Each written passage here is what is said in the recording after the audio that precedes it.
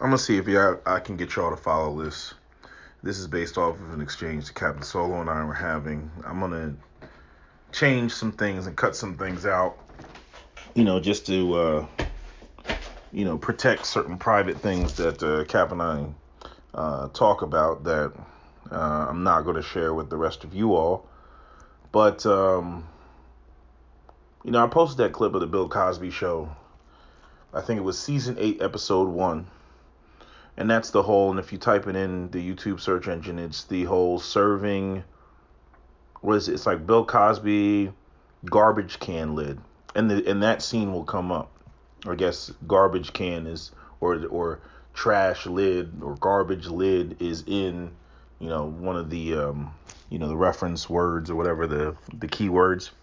So it'll come right up if you type that in, because that's how I found it. I didn't know it was episode, season 8, episode 1. But I remember Cap, you told me about that scene a long time ago, and talking about people serving up relationships. We were talking about people not liking, people's spouses and stuff like that. And it's an excellent scene with Bill Cosby. And again, it's the scenes in the community tab. I'll put it in the description box. I suggest watching it before you play this video.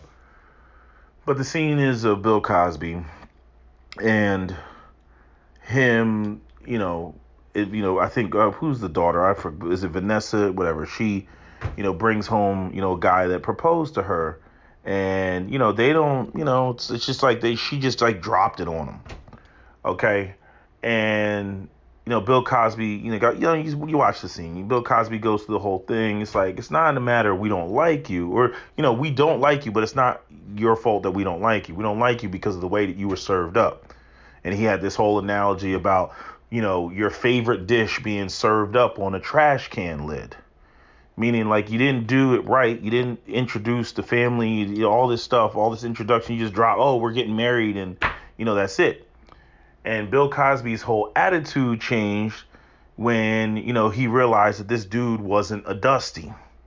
When the guy said, I have my own begonias in my own yard. And then he switched up and was like, get the man a cup of coffee. Like chop chop. Basically, this brother has his shit together. And this is what Cap said about it. And because there was another situation that happened, and somebody served up, did the same thing. And that's why it came up again in my mind. But, every time Cap and I, we go back and forth about stuff, and we'll bring up stuff from the past and clips, and, 5 years later, 6 years later, 2 years later, you look at it with a different lens, because now you have more information. So when you go back to the things that you were talking about before and applying it to something else, now you can apply it to, even a greater amount of the wealth of knowledge that you now have on the, the situation, as it pertains to the gender war. So anyway, Cap said, yeah, I thought about the Cosby Show clip with, another situation that we were talking about. And he said, I also hate the fact that clip is one of the foundational reasons I made errors with a lot of black women.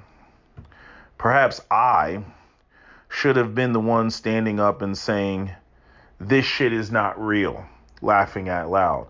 Now, the this shit is not real statement is, when we talked about the Cosby Show years ago, there was one woman in particular who said that what the Cosby Show, what Bill Cosby was trying to represent on the Cosby Show, which was a solid black middle-class family, was not real.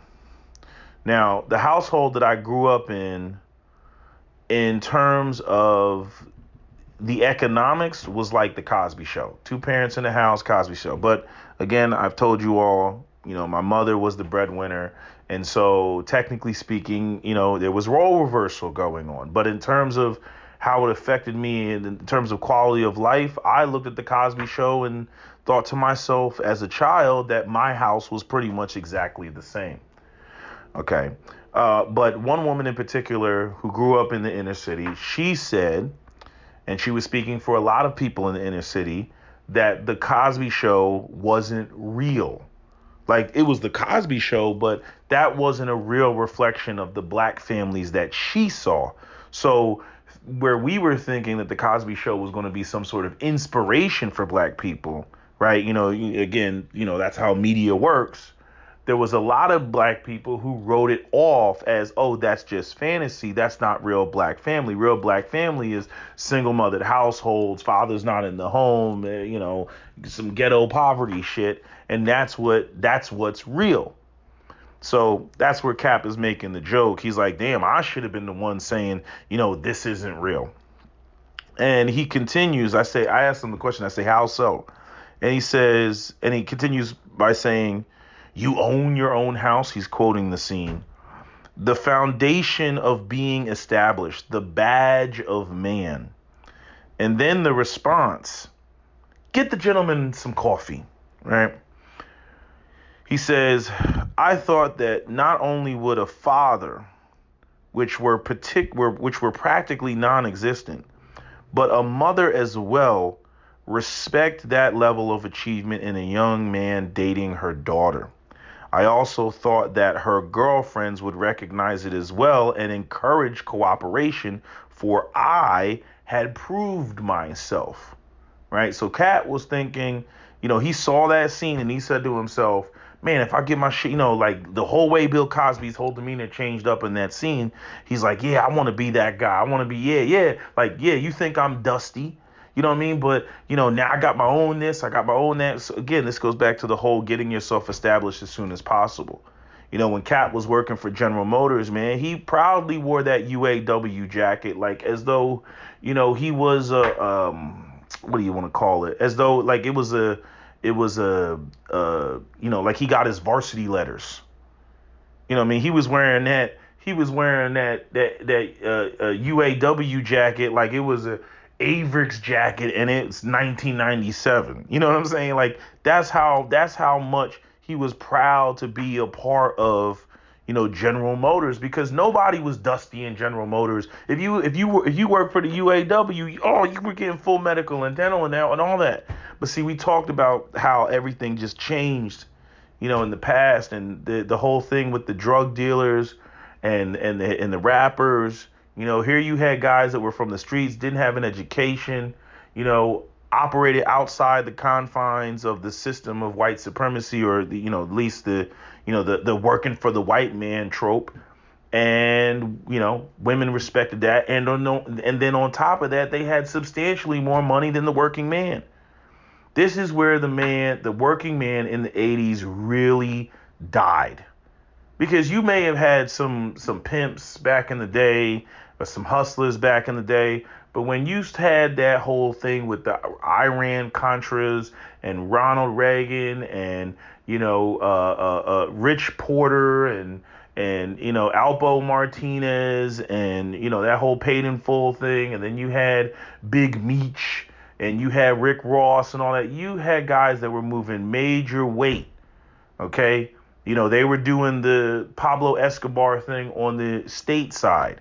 And then you had the hip hop game and the theme music to support it. And then you had massive amounts of promotion. So overnight, the working class black man he just wasn't shit. Like where in 1960 you worked for the UAW, and you were the type of man that a woman would want to get married to or whatever. And if it didn't work out, she could divorce you. She would, go down to the courthouse and you would be paying out your nose. Right. And this is what I said about the difference between, today and why so many young black men are mad about the single mother situation. Because not only do we have many more single mothers, you have the whole situation where the single mothers, their fathers are complete dusties. Where back in the day, because, women actually still respected the whole working man concept. If they got with a guy and it didn't work out and they divorced, and maybe the guy had kids across town or whatever, and, she had kids with another man, and then people would break up and go and, you have these sort of split households. At the end of the day, you still had a lot of working people. You still had people, you still had people who had situations where the kids weren't going without. You know what I mean? It was kind of like, yeah, you and Keisha broke up. And me and Keisha are together. Me and Keisha got a kid together. You have a previous kid with Keisha. You take care of yours. I'm gonna take care of mine. And then, the guy number two would be in a relationship with Keisha, and that would be, the second marriage. And then, oh, this is my half sibling and my half this and half that. I don't agree with that whole situation. I don't agree with splitting your DNA and everything else. But because the resources were there were a lot of black households and situations where that situation kind of worked. And that goes into the video that I did talking about what is with these old niggas always trying to convince young black men into stepping into, a stepfather type of role. And again, the difference is because back then, many of those men, they had kids themselves when they would remarry. The women, they had their kids and whatnot. But these were working people. When the 80s hit and the 90s hit, now you had guys that were completely off the books. There were no unionized factory jobs in UAW stuff that was going on that these guys were working. These guys were completely in the streets.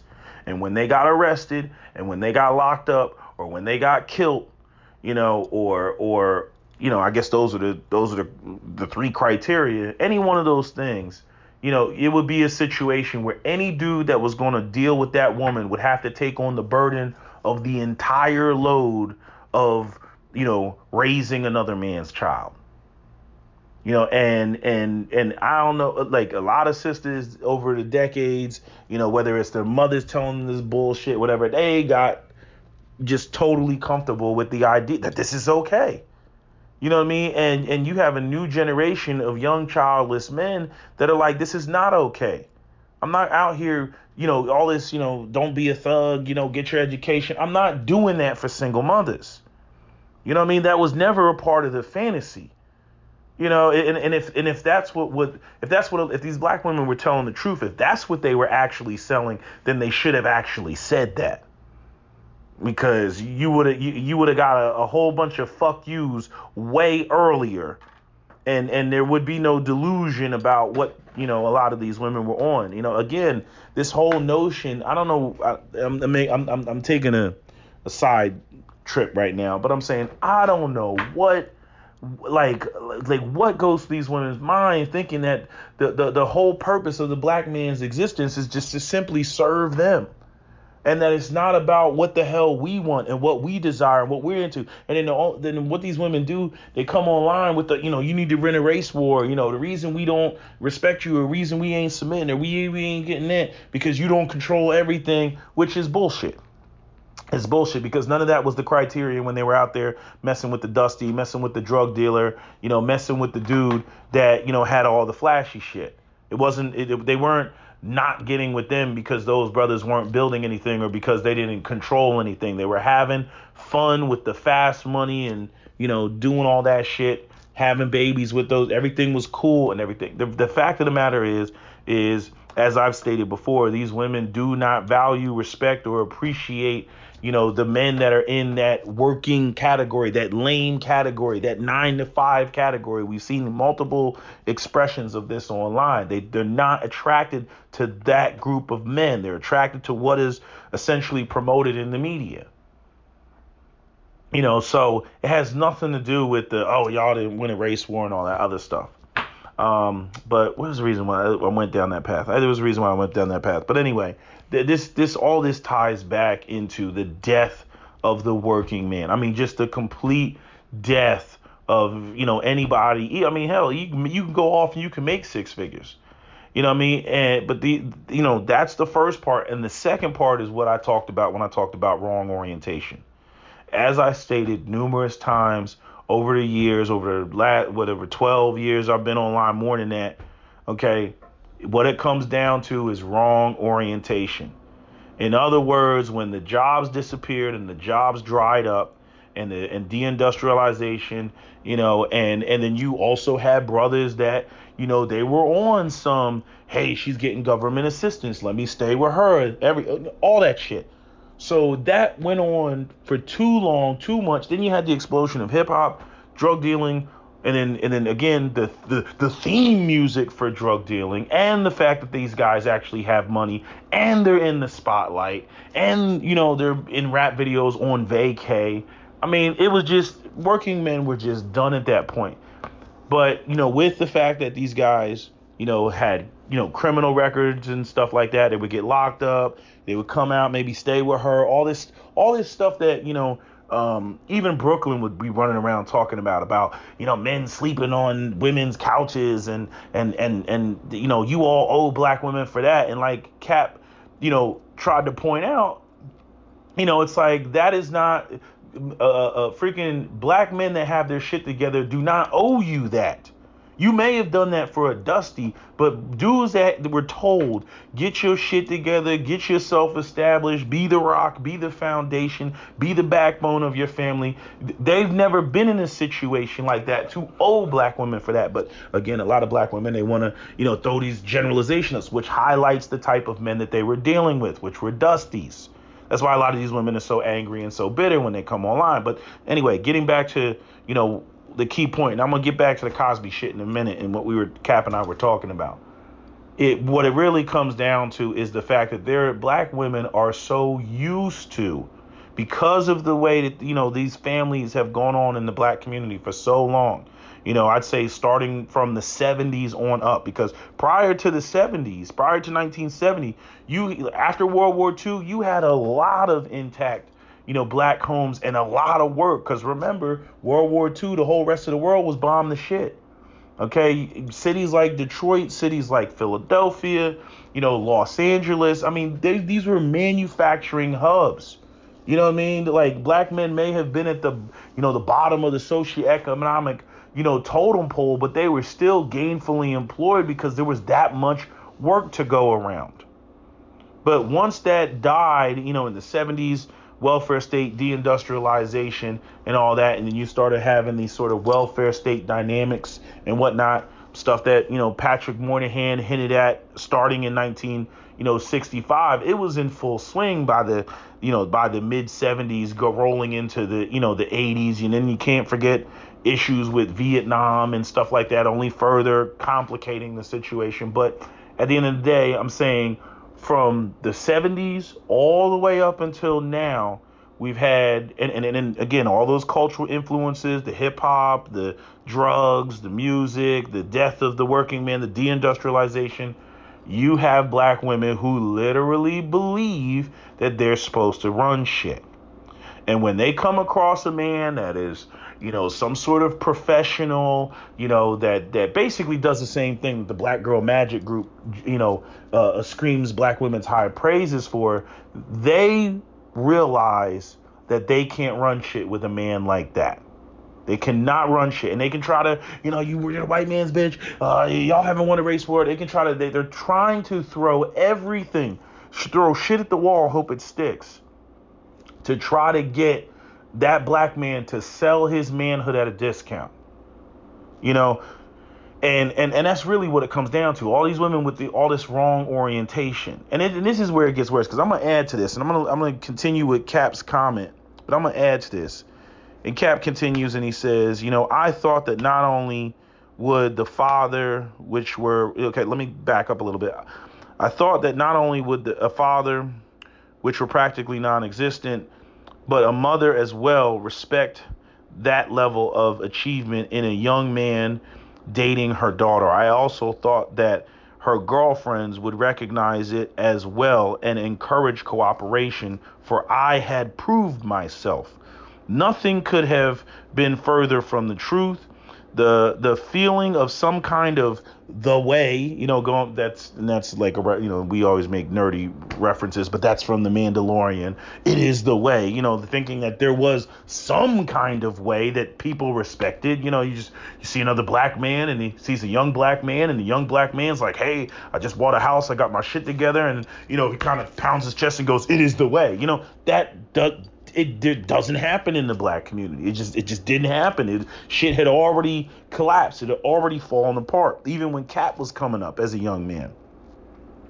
And then he says, the revelation, not present in the video, meaning like he didn't realize it. Like he didn't realize that this is already died. That there was no the way. When he was coming up, it was just a representation in the video. And then I said, and I joked to him because I always say this. I'm like, you were born in the wrong community. Plain and simple. This what has happened culturally in the black community.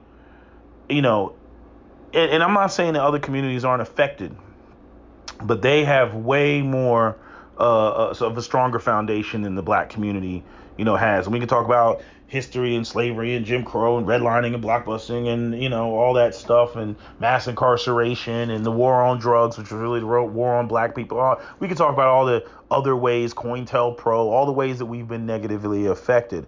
But I'm saying other communities, they still respect that. They still respect that whole concept of that whole aspect of a young man getting himself. The women in other communities are still going to recognize that. Now some would say, well, they have businesses in their community and this, that, and the third. And again, it depends on which community you're talking about. Some communities are it's more obvious than other. Like you see Chinatowns, but do you see little Ecuadorian towns or something like that? Who knows? You know what I mean? But even Cat was like, nah, that's bullshit. He's like, the idea that you're literally throwing away a man that can provide a comfortable lifestyle. The whole aspect of you need to win a race war. No, it has nothing to do with you need to win a race war. No, it has more to do with the fact that they recognize that when it comes to you, they can't run shit. This is why there's this love-hate relationship with Ray Ray and Pookie. Ray Ray and Pookie, Ray Ray and Pookie does a lot of damage and all that other stuff, but the women still find Ray Ray and Pookie sexy and sexually desirable. They're still attracted to Ray Ray and Pookie. But by the same token, Ray Ray and Pookie ends up being the cudgel that black women use against the so-called lames in making blanket statements about black men when they want to shoot down the idea that there are any decent black men at all. And that's their way to tear down, brothers that have their shit together and are established and everything else. They'll make some sort of, obscure Ray Ray and Pookie argument that doesn't apply to that category of dude. It just simply doesn't apply. You see? And so, again, Pookie, again, he's got felonies. Shit can't be in his name. Shit's in her name. She can call 911 on his ass, and he's not going to be believed. I mean, the list goes on and on. But again, that is their way of maintaining the matriarchal, gynarchal. I don't know if I said that right. But, the gynocracy, as Dr. T. Hassan Johnson would say, that's their way of maintaining that shit. If they get with a dude that has the tools necessary to maintain patriarchy, they can't have patriarchy. The only way for a woman to really destroy a freaking lame like that is for a lame to go off and get with them and impregnate them, and then they have the baby, and now you're screwed. Okay, now you're in a situation. She's got you by the balls. And this goes back to Kobe NBA West. I don't know if y'all remember Kobe NBA West, but Kobe NBA West, he's one of the, the OG, SWP followers.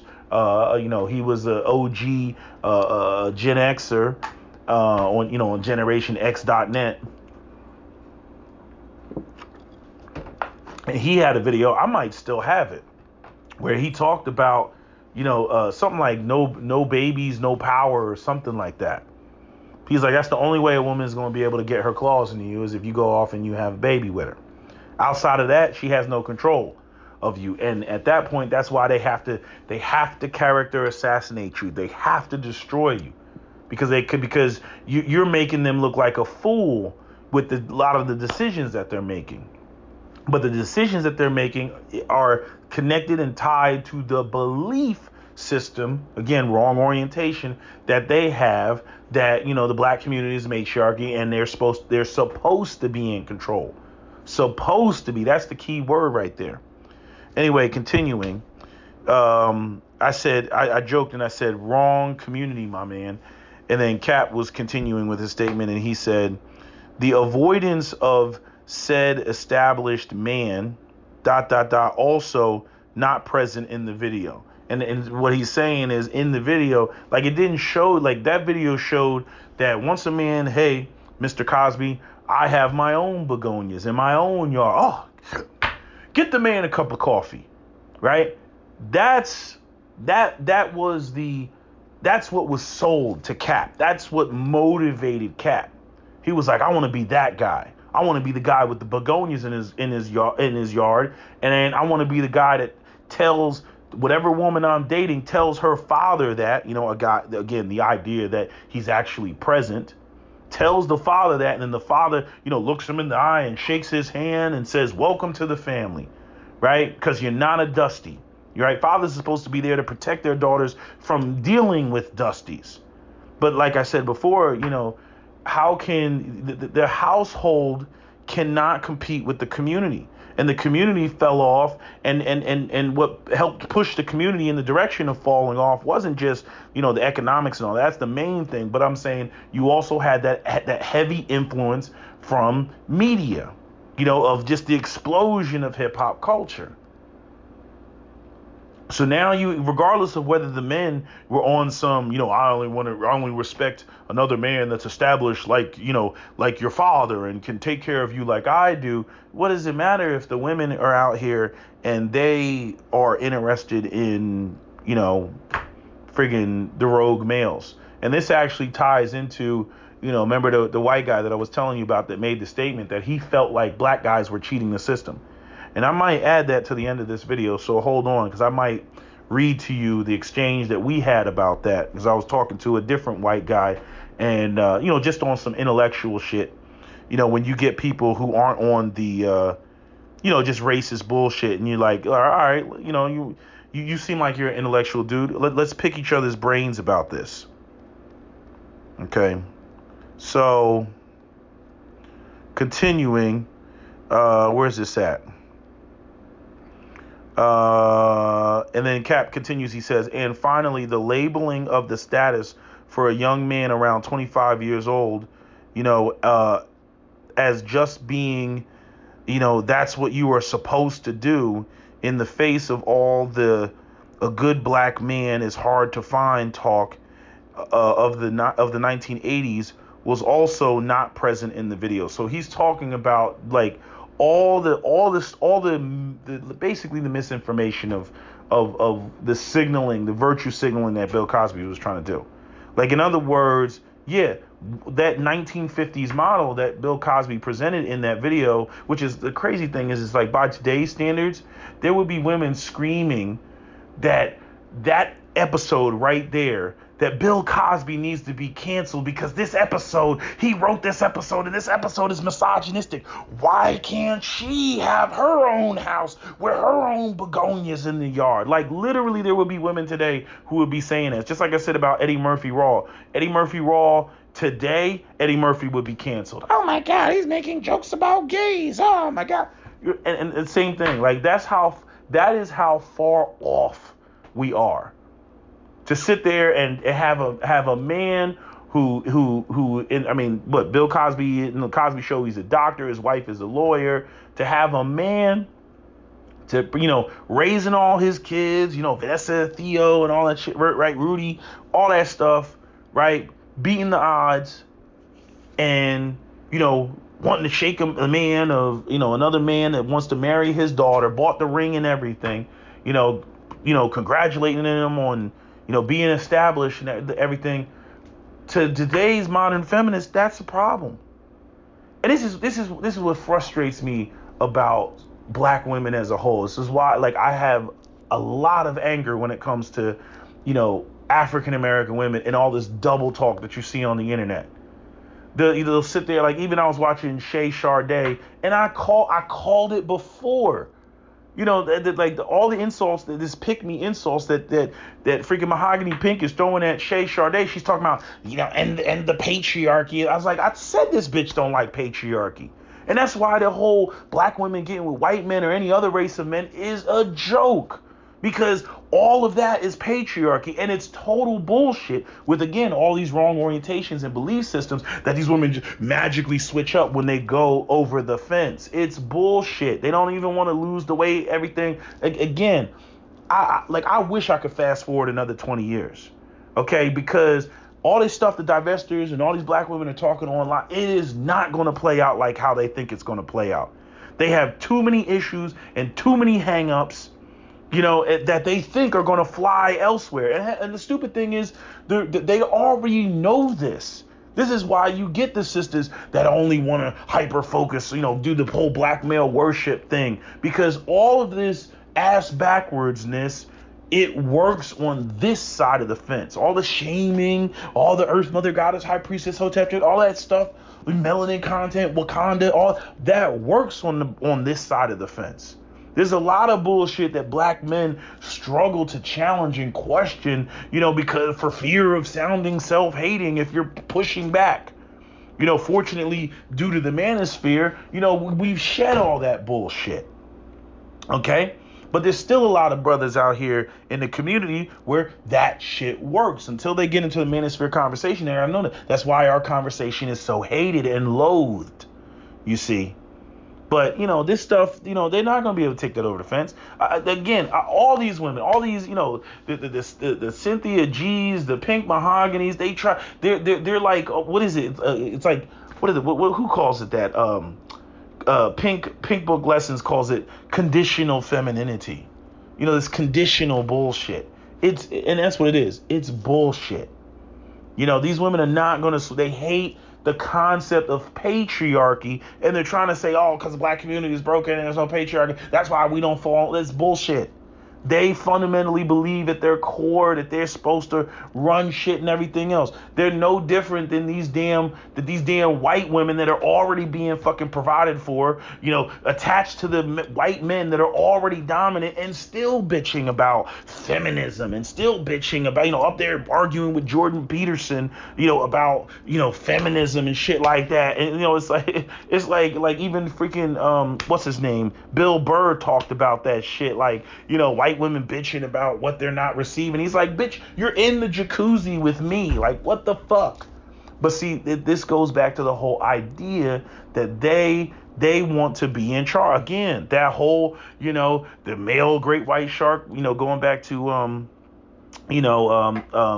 what's the brother's name? Why am I going? Patrice O'Neal, talking about that whole shark situation.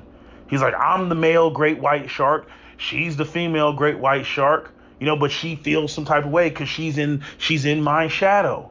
You know what I mean? But all the other animals of the sea, they don't give a fuck whether it's a great white female shark or a great white male shark, right? And somebody argued, well, the female great white shark is bigger. Again, go with the analogy, okay?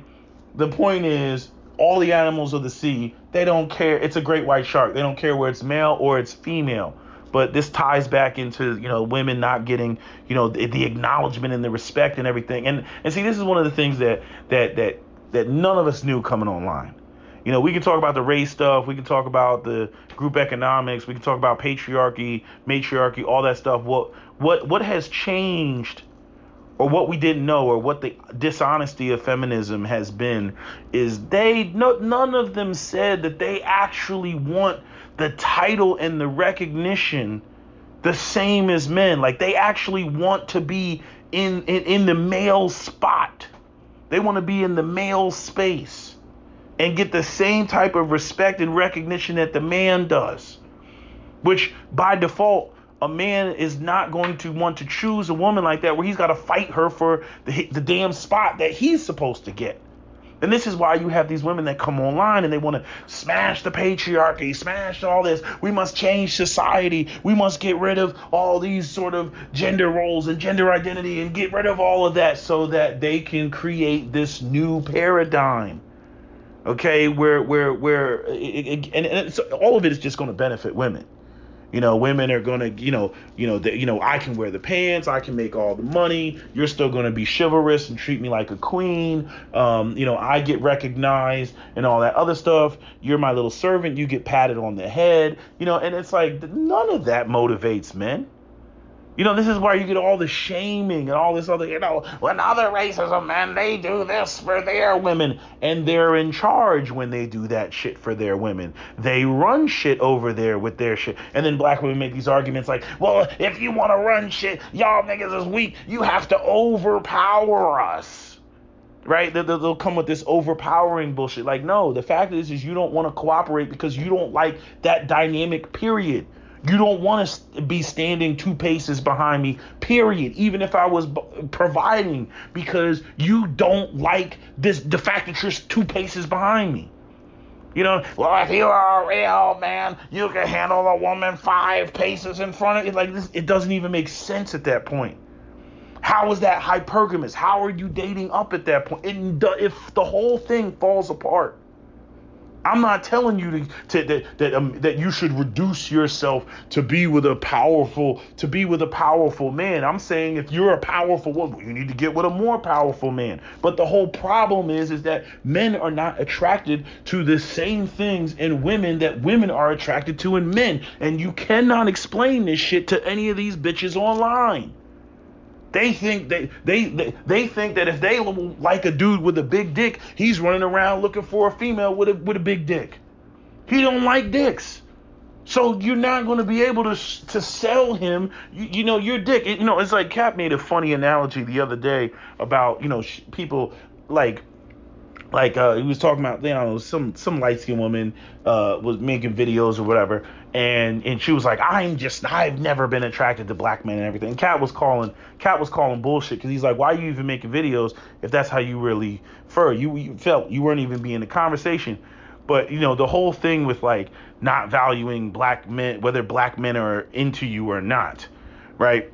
Going back to that clip that Cynthia G always likes to use, which is an embarrassing clip. The dude's stupid. It's like, you're not going to tell this white woman how, like, whether you being interested in her actually has value in her community. Clearly it does not, right? But I'm saying, it's like, it's the equivalent of if I'm a heteronormative cisgendered man. If a gay dude found me attractive, I don't value a gay dude finding me attractive.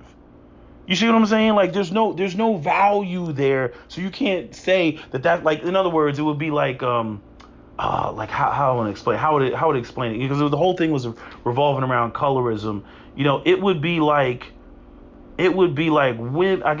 women bitching trying to file some complaint about colorism because I don't know, a gay man was physically attracted to me as opposed to being, that's not gonna work, physically attracted to her, because obviously he's gay, he's into men. But I'm saying the point that Kat was making, it was a really good point. I can't think of exactly what it was, but it was just like, you're a straight man, you don't value, it doesn't matter how much, if a gay dude's thirsting you, if you're straight, it has no value. It's not like you get off on that shit because, I'm a Joe. Well, guess what? Some gay men find me attractive. Like, that's not some shit that you're going to brag about because you don't value it. And the same thing goes, any woman that has a group of men that are into her and she's not into those men, she's not going to value it. It doesn't mean anything, regardless of how much another group of women are jealous of it. If they truly, that was the point. If this woman truly is not interested in black men and she's light skinned and black women are slamming her, it's like, how are you gonna slam me when I don't even value them being into me? Your issues with them, your issues not with me. You see, but anyway, that's a whole different conversation. But getting back on task, what were we talking about? The Cosby Show, and then so anyway, continuing. Yeah, I brought up that point. 1980s. Exlameme, and yes. And then what did I say? Shaking my head at white people who see Scrubs and just know. And so anyway, we had a phone conversation. So I went to a store, and typically when I go into a store, like when I'm like on break, I'll, like if I have like some time, I'll shop around or whatever, or look for something, especially when I go and, just to grab something to eat. And I was in a store, and what I do is, I'm wearing my scrubs. So I had my figs on. Now, if you don't know anything about scrubs, figs are probably the most high-end scrubs that you can get. Figs make you look like you work on the Starship Enterprise. And they're like $100, per like scrub uniform, right? Matching pants with the matching top and everything. They're like $100, $150, right? I think they're about $100, just over $100. So anyway, this is what I was wearing. And I was walking around the store, and I was talking to Cap on the phone, and I had my Bluetooth in, and this white woman came up. This is right after we had talked about the whole Bill Cosby thing. This white woman came up, and she had like it looked to be like her daughter and her daughter's boyfriend, and she stopped me, and she was like, what hospital do you work at? And, just sparked, I see that you're wearing the figs. And she was like, oh, my daughter loves figs, right? Because I guess, her daughter was some sort of like nurse or something like that. Now, as a rule, I don't tell people like what I do. Because if people think that you are a physician, what they'll start doing, oh, my back, my neck, my back, my neck, right? Like they'll start doing all this, every ailment that is affecting them, trying to get some sort of free consultation, right? So I typically just avoid that. So Cap, he was on the phone and he was hearing all this stuff go down, and he made the point, and he was like, what did he say? He said, well, I don't have it in front of me, but Cap was just basically like, he was like, see what I'm talking about? He was like, they recognize, they see the scrubs, they know what that means, they recognize the shit. He's like, that doesn't exist in the black community. And then I'm gonna read to you his point, because I texted him back, and I was like shaking my head at you pointing out the white people, who see the scrubs and just know, that means something, even worn by their mortal enemy, that being black people. I'm not saying every white person is running around thinking about race, but like, and this is the key thing, and Cap points it out in here, and I'll just like kind of fast forward to the overall point that he's going to make, because part of the issue is the fact that it's their structure. White people recognize their structure, and a similar version of that in the black community, because he sent me a link earlier. And this is from, I don't know, I think this is Joe Budden.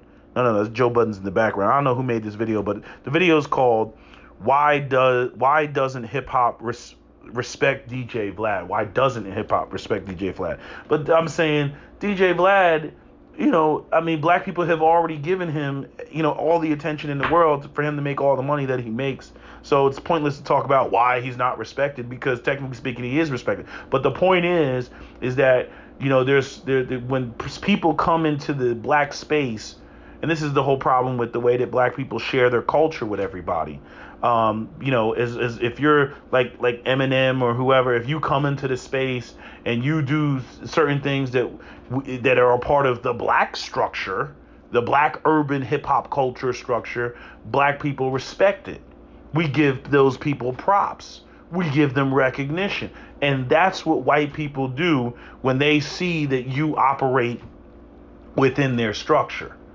It's so subconscious. It's so many deep levels. It's insane. But that's how that shit works. So anyway, Cap says, and yes, they do know it's their system, and one that they respect most of the time.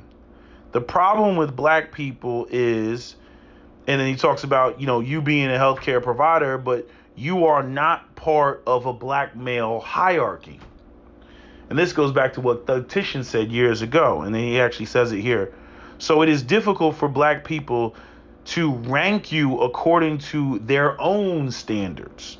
Shout out to Thugtician. Where do you rank with black men? Who are the top black men? And then he says, and where do you or I or somebody else that we know fall on this map? Again, as, working, men that are in the EL box.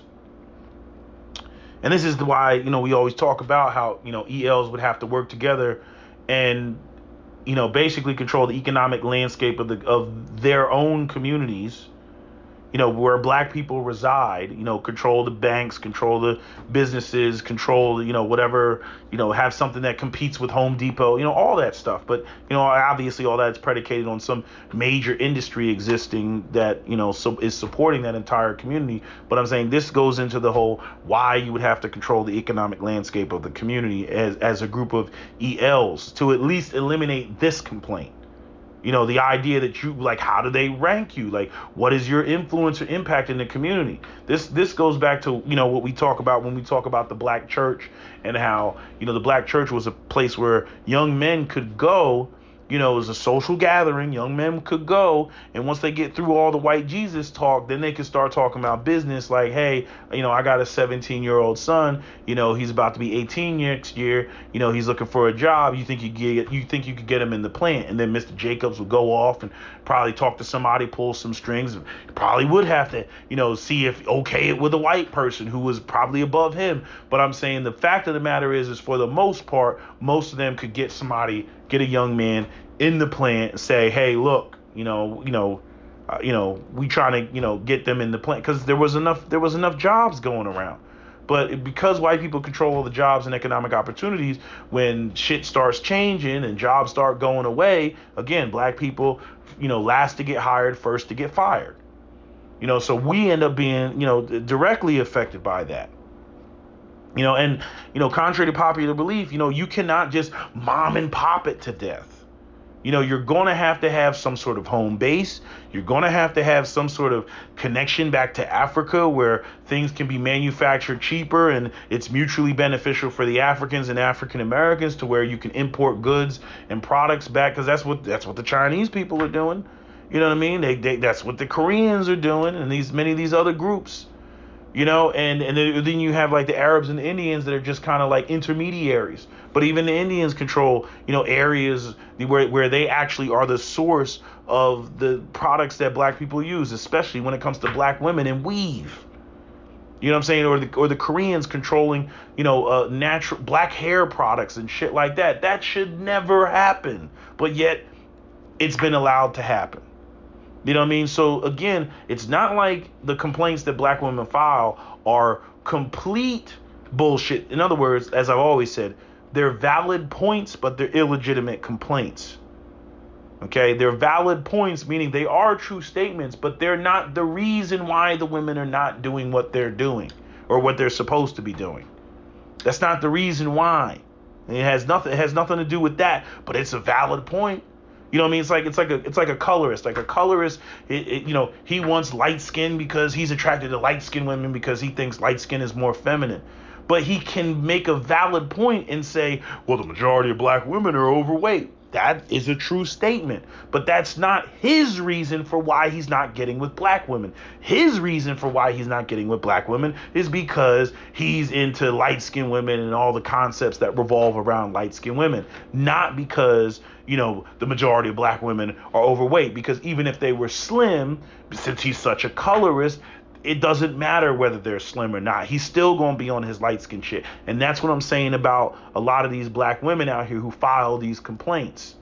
It doesn't matter whether dudes were controlling the economic landscape or whatever. They're not attracted to that category of men. It's a busy assignment.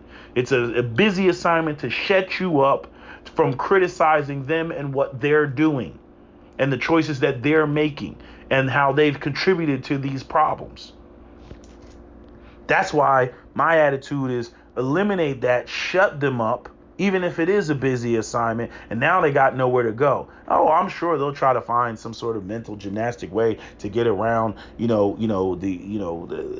what is being said. But my attitude is, close as many windows as you possibly can. I'm saying seal all airlocks.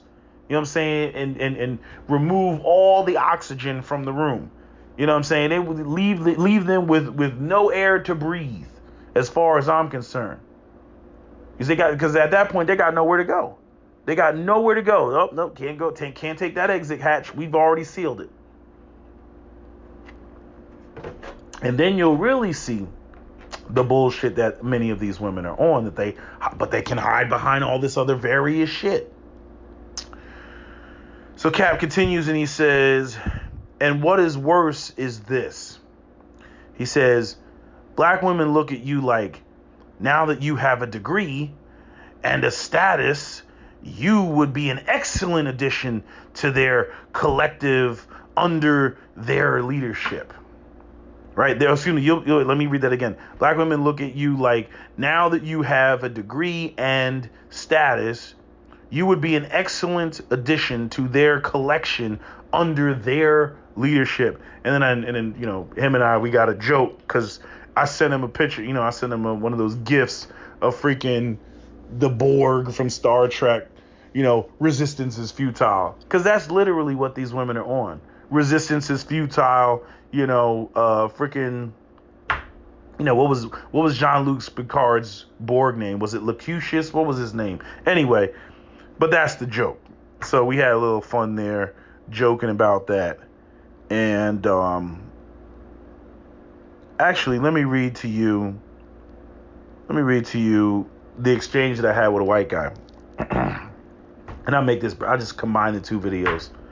But the exchange I had with the white guy, and I don't know how much this kind of ties into, you know, the idea. But anyway, so remember I told you about the white guy that talked about the, what was it? The white guy that talked about, he said, black men are cheating the system. Right? That's what he said. Black men are cheating the system. And I had to really think about what he was saying, because, you know, this is why basically his argument was, this was his frustration. So anyway, white guy, he's wealthy now, and he married a white woman, had a child with her, literally lifted her up out of like poverty, like some country hick type shit. His wife was domestic and all traditional and all that other stuff, but he spoiled her too much. You know, bought her horses and all of the type of shit. And he's just like, she's just ungrateful. And he's basically on the fringe of divorcing her. But that's now, I'm saying, when we had this conversation, he wasn't thinking about divorcing her, but she was getting on his nerves. And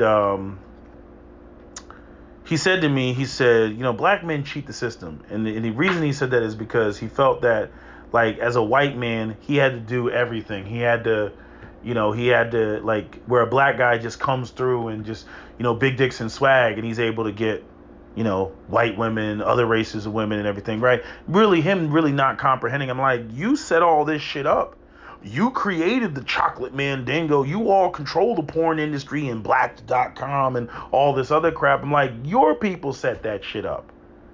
But anyway, so I ran this by another white guy, another like intellectual white guy, to see what he said. But I started off messaging, you know, the guy that originally made the statement about black men are cheating the system, because I got to do all this stuff as a white man to fuck with a bad bitch, because that's what they expect, where a black guy just comes through with big dicks and swag, and he's able to pull the same chick off of the strength of nothing. But I gotta provide and gotta do this and do that. And if you notice, you hear that from all of the divestors and all of the swirlers.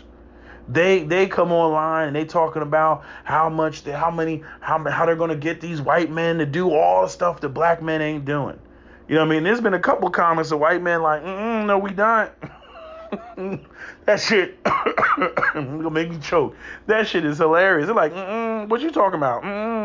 You know what I mean? Because black women, they just said, like, they're like, and white men, they're all millionaires, they're all rich, and they're gonna splurge on us because we know what we deserve. You know what I mean? And it's just, I mean, again, the white MGTOW and all that, you know, they got an issue with white women, you know, and all this stuff with black women, because when they talk about women, we know that they're talking about white women. When I see a panel of white MGTOW, MRA type white guys, I know that they're not talking about black women, or they're not talking about all women. They're talking about their white women. That is who they prioritize. But you had the black women come through and start talking about, what white men are going to do for them and everything else. I'm like, they got a problem with doing the shit for white women and then being ungrateful, And so anyway, like I said, a hard head makes a soft behind. Black women going to have to learn on their own, the do's and the don'ts of all the shit that they're talking. But anyway, continuing, I said, Your black men are cheating the system has opened up a whole dimension to masculinity, or the conversation surrounding masculinity.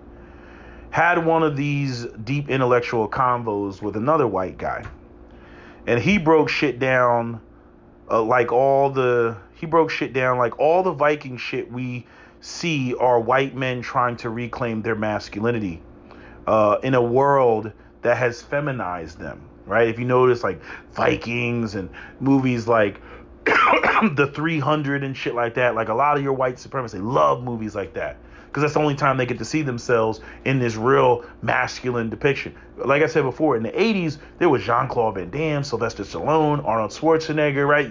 You had, what was the guy in Rocky, the Russian dude? It was all like steroided white guys in the 80s.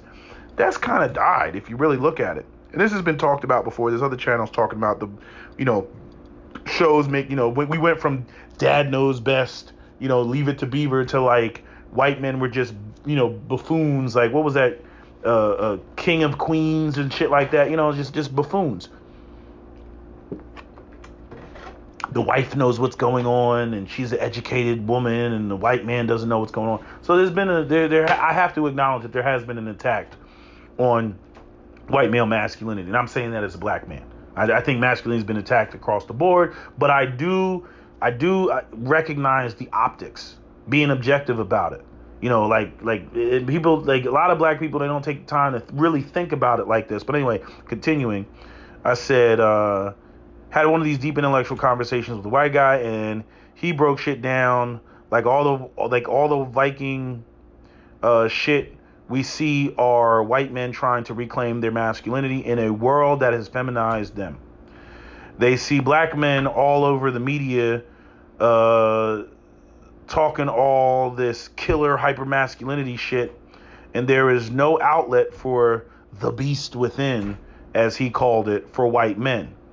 The only acceptable lane in the mainstream is the Viking shit from the past. So like you notice like all these shows with Vikings, you see the rise in white men that are wearing Viking hairstyles, with both sides of the head shaved, and they grow the middle part long and then tie it in some type of bun and then grow, the tier 1 operator beard, and then they get a whole bunch of like Celtic tattoos and shit like that. Like that didn't exist, 10 years ago and whatnot. Like that wasn't going on. Now it's like every white dude wants to be a Viking. Like I'm gonna grow my beard, shave both sides of my head. You know what I mean? I'm gonna get some Celtic tattoos, and now, I'm a man. You know what I mean? Like, but anyway, and again, flying in the face of all the, the LGBT shit. I said I have to give this some more thought. Back to the lab in my brain. I will let you know I'll let you know of any new findings. This needs more contemplation. And then he responds back to me. He says, laughing out loud, he says, I agree with the white guy. Hypermasculinity is frowned upon for us, meaning white males. And the key word is hypermasculinity. We're not talking about masculinity. We're talking about hypermasculinity. Hypermasculinity is what you see in drill music and, a lot of the hip hop and the gangster rap and everything. That's hypermasculinity. Black men are the face of hypermasculinity. When white men do shit, it's just masculine. But to a lot of them, it's not masculine enough in a world that they feel is neutering them. And then I continued and I said, also, I threw back at him that racism fuels a lot of anger, for black men. Now, I don't doubt that all the feminism and LGBT or white erasure fuels anger with white men, but to me, it's a false equivalence. No white men have been purged through violence due to a bunch of gays and women. And the erasure is more paranoia than anything. What is that really rooted in? Where is the actual erasure? Wall Street?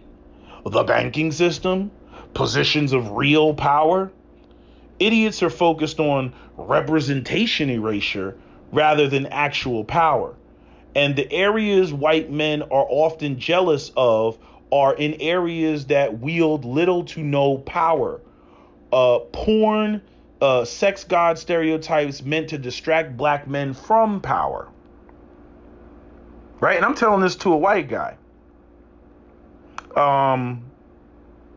Because the irony of this is it's like everybody hates black men, but they're so jealous of black men, and it's like arguably we're the face of criminality and poverty and everything else.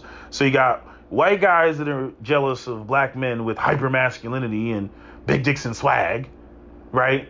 Because all this sex godness and all this, I'll use the term black male worship that the divestors and everybody wants to talk about, and then on the other side. Right, with the black women, you have this as I forget who said it, but I think it was BGS Ibmore, who I think he's the one that coined the phrase. But the necro envy, you know what I mean? Just being you like a black man gets shot by like George Floyd, or some black man gets shot by police, and then black women are mad because their death is splashed all over the media. It's like the dude is dead, and you're like, what about black women? It's like, are you kidding me? He's dead. He got shot. Like, what you want to switch places with his corpse? What about black women? Anyway. Continuing. Where am I at? Erasure. And okay. And I said again, I have to give it some more thought. So then more time passes, and I say, funny thing is the war in Ukraine kind of taps into the urges, for young white men. And I say, and what's fucked up about the need to tap into hyper masculinity is it needs an enemy. It needs someone to unleash all that testosterone on. So if no enemy or combatants exist, create one. Right? Create one. And that's where you get, like all these like young white men that notice if you see like the Dylan Roos and all these like white supremacists and stuff that are running around foaming at the mouth about the blacks or even other groups like Mexicans and stuff like that, like the dude that shot up that supermarket in Texas and everything. They are, they have to create, again, you dive into those other people, the other group that, that's the problem. They're the problem, because they need to have a target. They need to have an enemy, so they will create an enemy, even if there is no real enemy. They will create it. If there was any small amount of animosity at any point in history, they will try to resurface those tensions and resurface those issues, because the only way that they can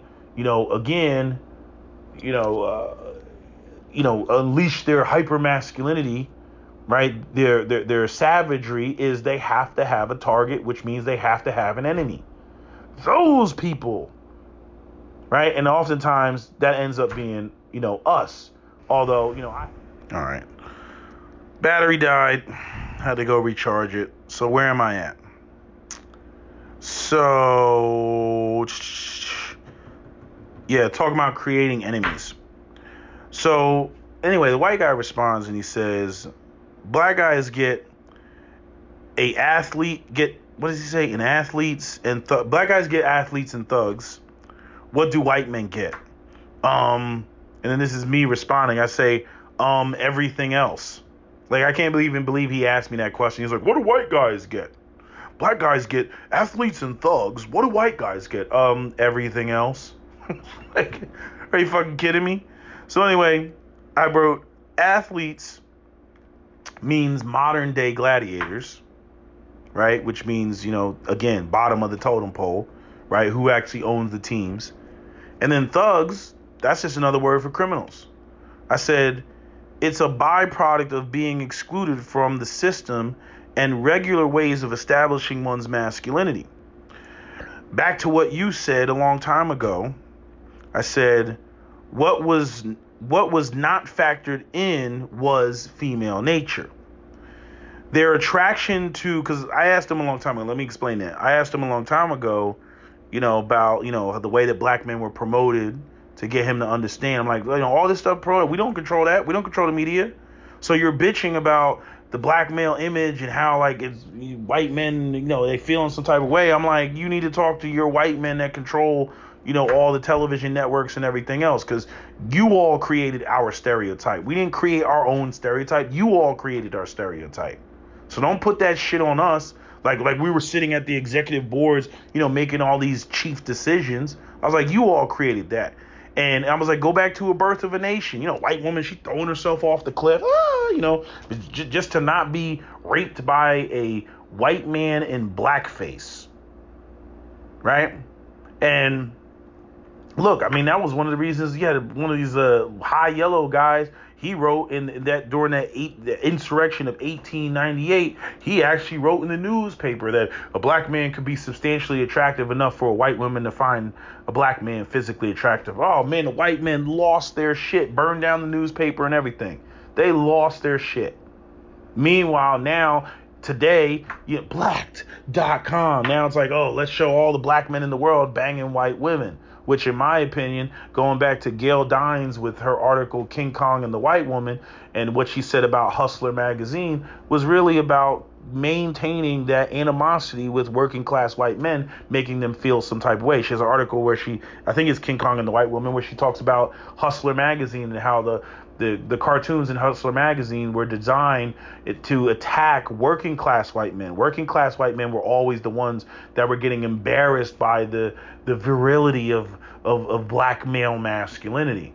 And that's the way that the ruling class maintains division between proletariat whites and proletariat blacks.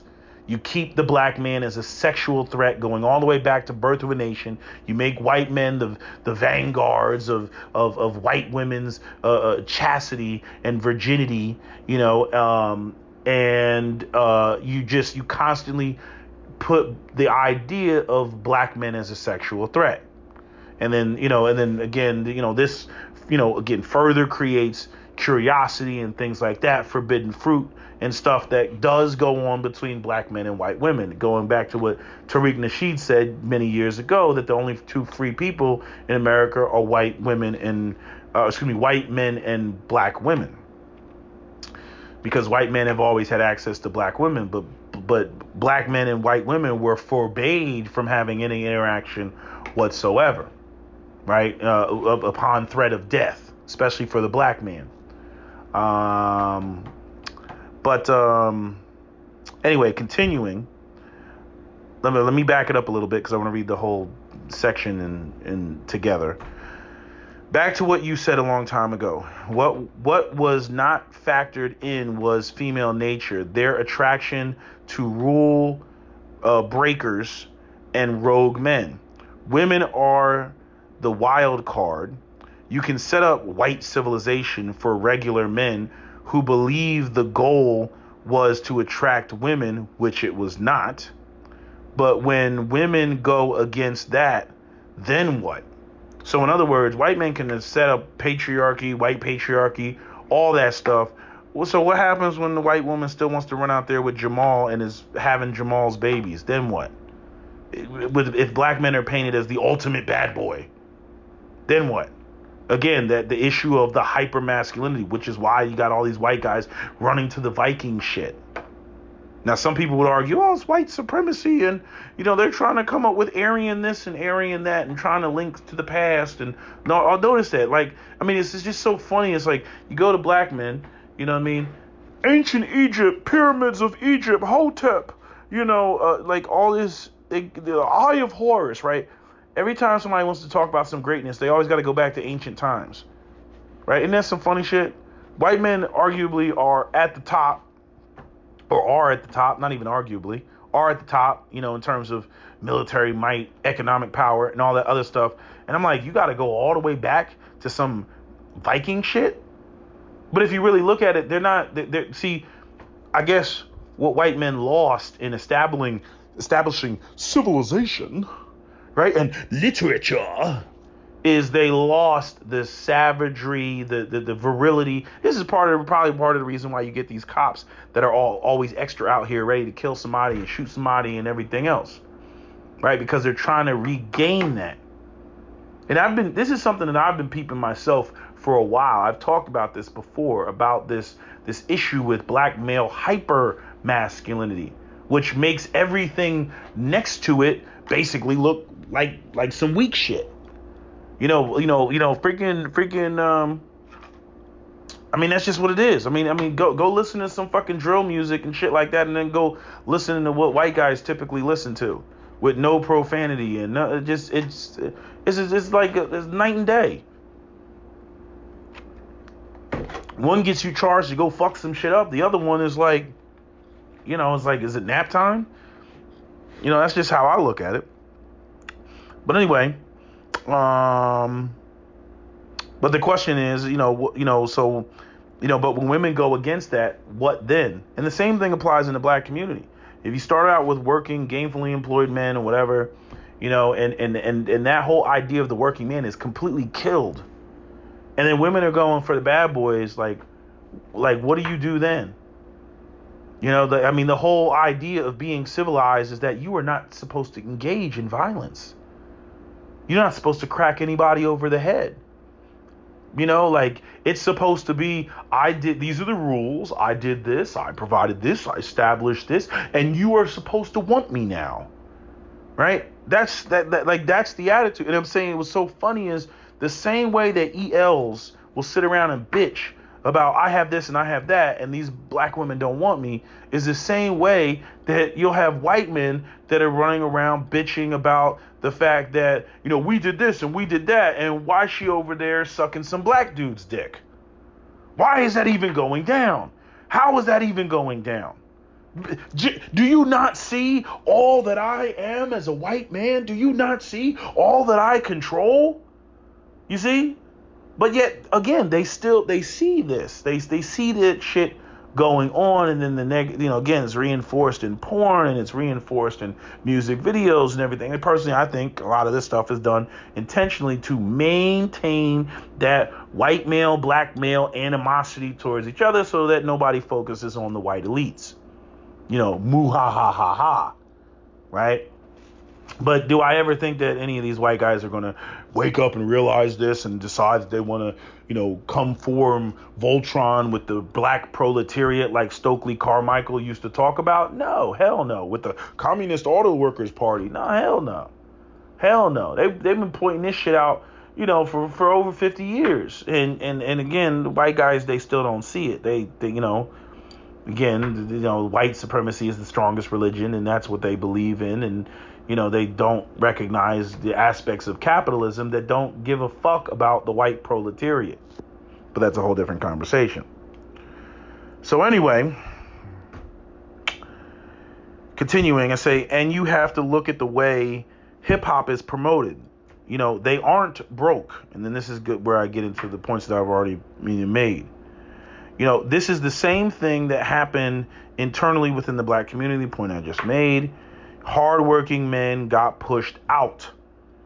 How is a man with a unionized job, full medical and dental, going to compete with rap money and drug money? He can't. The drug dealer, the rapper, they got time and money, which is something there's always a trade-off. If you have all the time in the world, you probably ain't got no money. If you got all the money in the world, you probably don't have any time. Again, we're talking, legitimate money. I'm not saying rap money is not legitimate, but I'm saying, again, you're talking about the exceptions. You're not talking about the rule. But when the media puts it out there and tries to make it like the exceptions are the rule, then what you end up with is a lot of delusion, and you end up with a lot of people throwing unrealistic numbers up when it comes to, being able to go out here and, and start a life, or, being reasonable about the type of partners that they're most likely to meet. And then I finished off and I said, same with social media. How can a doctor compete with TikTok money and YouTube money and IG money. You know, like social media has completely changed, you know, the game. You know, it's like everything is like, I mean, the whole digital world is just nuts right now, in my opinion. That, the cryptocurrency, all this other stuff, like in a couple years, in very short order, and I'm gonna make my Nigga prediction. In very short order, couple years, there's going to be a major shortage of skilled labor. I mean, there already is a shortage. You know, Mike Rowell talked about this with dirty jobs and shit like that. But there's going to be a major shortage, you know, of skilled labor. The college bubble is going to happen. The housing market is going to collapse. It's not sustainable. What's it gonna be like? Oh, you want a 3-bedroom bungalow? That'll be $1 million. Like, and meanwhile, wages have been stagnant, you know, for the last like 30 years. Like, get real. This shit's gonna collapse. I don't care what price people want to name, you know, for their houses. Again, the boomers screwed over the younger generation. The younger generation can't get their lives started. You got people still living at home with their parents into their 30s. You see, like, the shit is all fucked up, you know, and like I said, this is why I think they want to take everybody's guns away, because very soon there's going to be a revolution in America. I firmly believe it. You know, and black people, we ain't prepared. We ain't prepared for that shit to swing either way. Cause, you know, there's all different type of factions of white people, you know, that want to change the shit. You have you have the white people who get what I'm saying. They get the economic component and how everybody's really getting screwed. And then you got the white people that are like the Trump supporter, like storm the Capitol type of white people. And if those people get in control, you already know what time it's going to be for us. So, like, black people really need to get their act together. Understand that, we are, I know the Christians are going to come up. It's the end of days. They're going to jump up and say all that bullshit. And maybe I'll talk about my real feelings on Ukraine and everything later. But yeah, I mean, this is where we're at. This is where we are right now. But so I just took 2 videos and combined them. But these are my thoughts. So it doesn't look good, like where we are. That, like I said, that woman in the store, talking about, my scrub. I mean, she just sparked up a conversation with me, like and was just all up in my face. And, it's like that type of recognition doesn't exist in the black community. And when you have black men, this is part of the reason why that whole swirl thing is going down. You got a man that, got his shit together, went to school, education, all that other stuff. And then, what happens? He in the own community, he has no rank. His achievements are not recognized because, it's a different community. And then he goes to the white community and they may not recognize him because he's a black man, but they will recognize, what it's just how they operate for the most part, most of the time. And I made a joke with Cap because I remember when Cap got off the train one day. He was in New York. He got off the train. He had his yellow hard hat. He had a whole tool belt with him and everything. And there was a block party in. Cap walked up and the woman was like, do you know how to make something like what's your favorite dish? That's what she asked him. What's your favorite dish? You know what I mean? Like, chick, do I look like I sit around making dishes? You see the fucking yellow hard hat. You see the tools, but no, she didn't recognize that.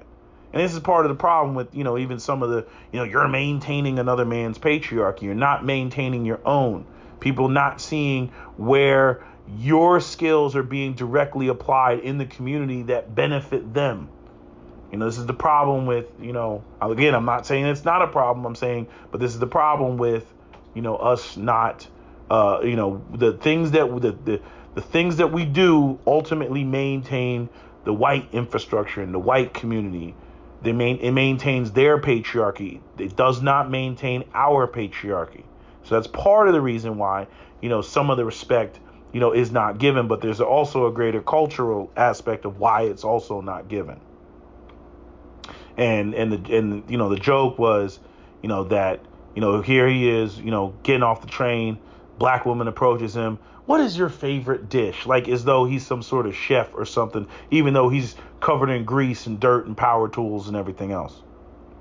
And then here you have me standing in a store with some scrubs on, looking through the items, and this random white lady comes up, what hospital do you work at? Oh, what do you do? Just all this investigating and shit like that. And I mean, Cap heard the whole conversation, and Cap, he was in the background being an asshole. He's like, wow, why don't you just suck his dick right there, bitch? Why don't you just suck his dick right there? Like Cap was just being a fool in the background. But I mean, he's like, as soon as she walked away, he's like, that's what I'm talking about. He was like, they recognize the shit. You know what I mean? They see, a black woman, you standing there as a black man, you got your NASCAR jacket, you got all the decals and patches and shit, you got the NASCAR helmet, you know what I'm saying? You're standing in front of the car, and she will look at you and actually ask you if you know how to drive. Women of other communities, they're like, oh, he's got his jacket, he's got a helmet, he's got all the cues. I'm like, she's like, well, when can I get a joyride in your race car? That's how they are. Sisters, again, the ranking system is different. They're more focused on the streets and street culture and matriarchy and ass backwardsness. So when they see a quote unquote lame with any sort of title, UAW, again, the way it's interpreted, that's not our system. That's the white folks' system. And we don't recognize that. And that's something that a lot of brothers didn't know. No black mother is raising her son, encouraging her son to go to school, talking about, I want you to go to school, and what you're really participating in is the white system. None of them are saying that. They're saying they're trying to keep their son out of the streets. And the sons are believing that, okay, if I stay on the straight and narrow, that there's going to be Kerry Washingtons wrapped around the block when I get on. And that Kerry Washington shit, it does not happen. It does not happen. And seriously speaking, I mean, if black men, if the men that are in the lame category, if they didn't expand their options, if they didn't, and try to interracially, man, that would be a sad day. That would be a sad day, for us, big time. Gotta take my multivitamin. It would be a sad day for us, completely.